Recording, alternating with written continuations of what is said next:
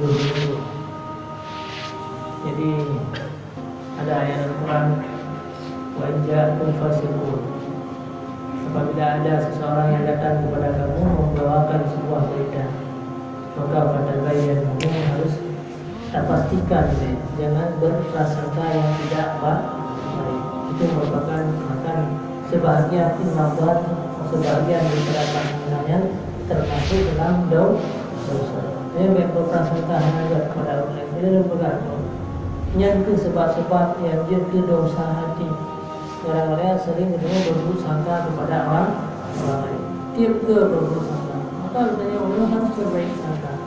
Kecuali karinah hal-hal yang memiliki sesuatu yang menjadi kepada kejahatan. Jadi ada agar hati kita dalam sehari-hari kita jaga hati kita baik susah tu lain.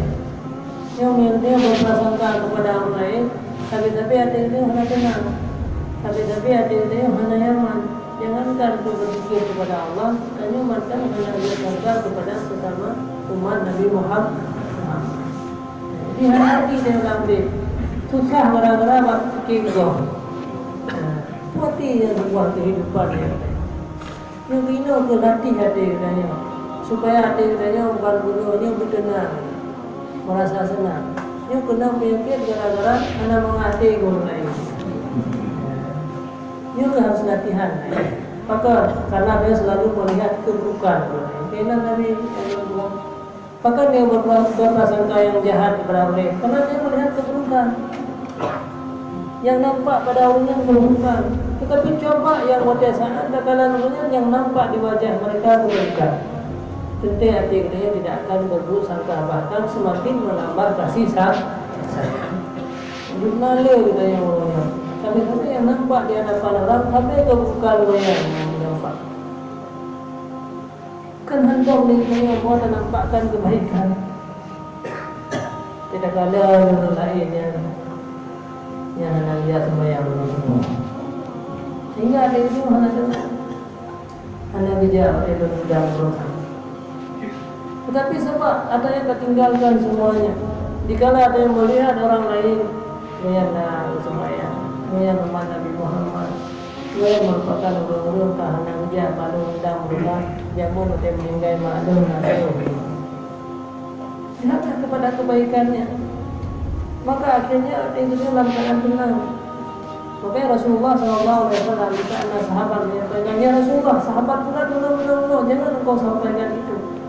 Lo hanya mau bahwa ada orang yang hanya senang hati kau bicara, belum melihat seseorang.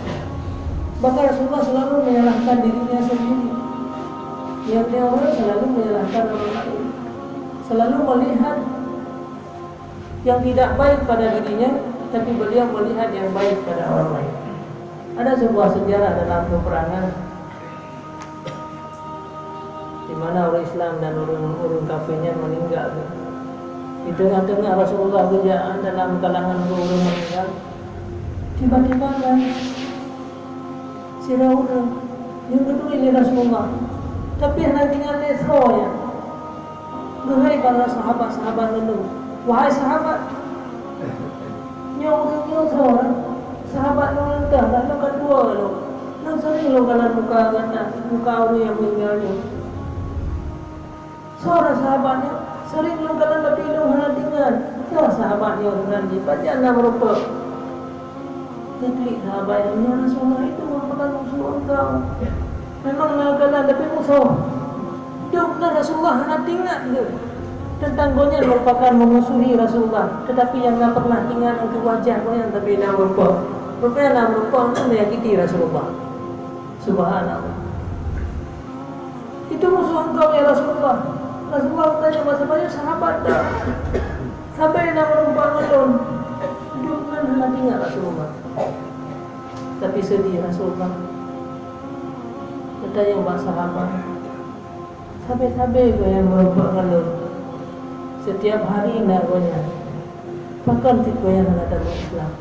Bukan ada kekurangan di segi penyampaian itu, pun ada kekurangan daripada itu. Jadi Rasulullah mengintrospeksikan diri sendiri. Jika nampak ada kekurangan sehingga goyang sahabat yang kurang ke orang kafir yang meninggalnya jadi tak mau Islam. Jadi tanya orang tu Rasulullah.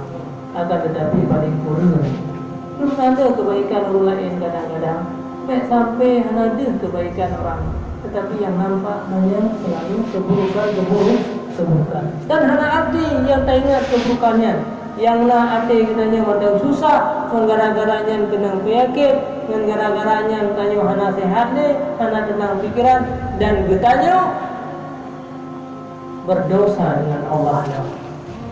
Tetapi sebaliknya, apabila kita melihat kebaikan walaupun dengan orang yang paling buruk, walaupun dengan menyakiti kitanya, yang pertama hati kita yang tenang, yang kedua jauh kita daripada segala penyakit yang menimpa, dia tak kerjakan yang lain hanya ada tingkat kegoyan dan akan mendapat pahala.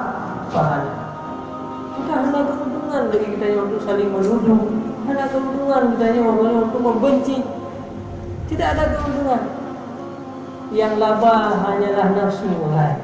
Mangati kita lah. Desa turkur lain peninggal kamangan mangati kerana mangat udah dagunya udah berupa hana mangat udah dagunya udah dain hana mangat udah dagunya tinggal udah orang kira cukup ke dalam masalah dosa yang tak tertulis. Maka lihatlah orang lain dengan lihat kebaikan yang pernah dilakukan kita.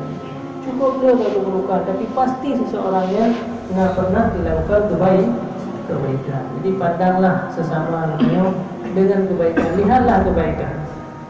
Aliran berkata Nabi menyekam tak ada kebaikan, hanya mandang ngurusi, hanya rasa kasih sayang. Betul-betul dari dia bimbing anak kita yang tak korbankan harta, tak selain kita yang darah dia cubit, tetapi kadang kita yang mati karir, tak beliau hendak tapi hud bagi anak kita yang akhirnya dia benci terhadap kita. Karena yang itu hendak beliau hendak, yang itu hendak tapi kebaikan kan. Yang di kanan yang tinggal anak kita bahawa nak sesuatu yang dilaki tapi itu yang hendak tapi. Kerana dengan lurunsi tidak ada hormat. Biasanya ditanya yang terpandang keburukan. Tetapi seandainya dia ada kanan kebaikan, dunala kebaikan lurunsi terhadap anak, dunala kebaikan orang lain. Maka akhirnya ada nampak dia yang lurunsi terhadap anak. Jadi cara haji yang itu menghindarkan kitanya daripada saling berprasangka yang tidak baik. Gara-garanya dia ke rusak hati kitanya, sia-sia kitanya, hanya merupakan buat amal, ada ingat habis, hanya merupakan berzikir, ada ingat tu berzikirnya saja, berzikir Allah. Tak sebut-sebut goyang Nabi. Yang you berzikir Allah itu berzikir ke goyang Nabi. Bahaya.